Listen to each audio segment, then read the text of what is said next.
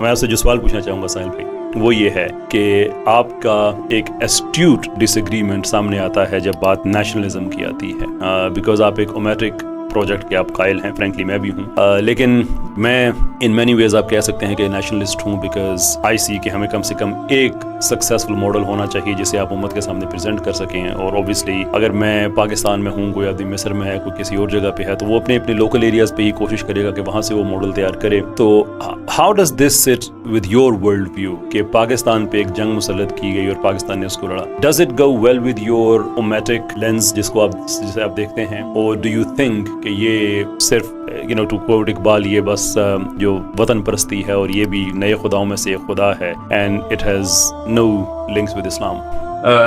دو چیزیں سر. ایک تو آپ کے جملے میں نا دو ایسی چیزیں ہیں جو کہ ضروری ہے کہ ان پہ اسپیشلی آپ کے ریوائولسٹ boys and girls who are struggling every day to please Allah Azza wa Jal in their truest intent, and the IMS global community ان کو بہت ضروری ہے. And whoever wants to learn anything from this video, even if he's not revivalist or IMS, so ان کو یہ پیغام جانا بہت ضروری ہے کہ ایک تو یہ کہ میں یہ جو آپ نے ماڈل ولیج کا لفظ یوز کیا، ماڈل ولیج کے لفظ کو استعمال کرنا تھوڑا سا رسکی ہے، انلیس کوئی 10 سال میں اور آپ اپنے گروپس کے اوپر، کوئی دنیا کے سامنے، ایک بچے کے سامنے اس پرپس کے اوپر پوری طریقے سے انسٹل کرنے میں کامیاب ہو جائیں کہ ماڈل ولیج کسی پرپس کی مینیفیسٹیشن کا نام ہے. ماڈل ولیج سے پرپس نہیں نکالا. یہ بہت ضروری ہے کہ پہلے بیس صحیح سیٹ کی جائے، ورنہ وہی ہوگا جو پاکستان کے ساتھ ہوا، جو بنگلہ دیش کے ساتھ ہوا، جو روس کے ساتھ ہوا یا انڈیا کے ساتھ ہوا. مدر رشا بولتے ہیں، یہ بھارت ماتا بولتے ہیں. اگلا اسٹیپ یہ آتا ہے کیونکہ حضرت نوح علیہ السلام کے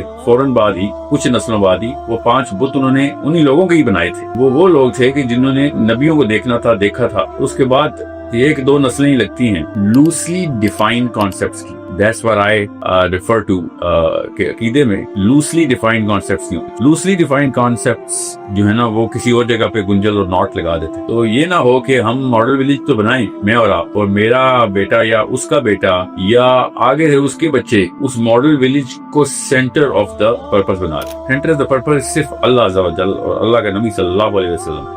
Now I don't believe in calling myself a Pakistani before I can call myself a Muslim. Even if no one asks me, I still voluntarily say.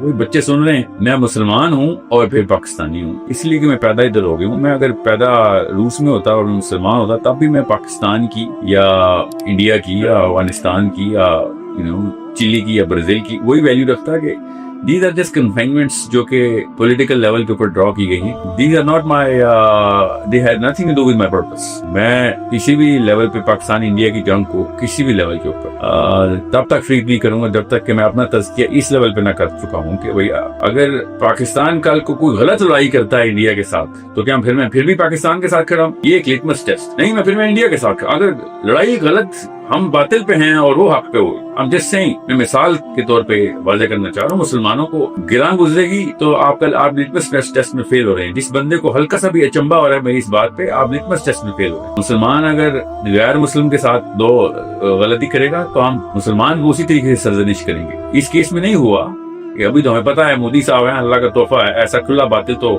بہت کم ہزاروں سال ابلیس اپنی جو ہے نا وہ کالخ پہ روتا ہے کہیں جا کے نیتنیاہو یا مودی جیسے پیدا ہو جاتے. تو یہ ایبسولوٹ ایول کی جو مینیفیسٹیشن ہے، یہ تو ہمارے جنریشن میں بہت آسان سے ٹیسٹ ملے.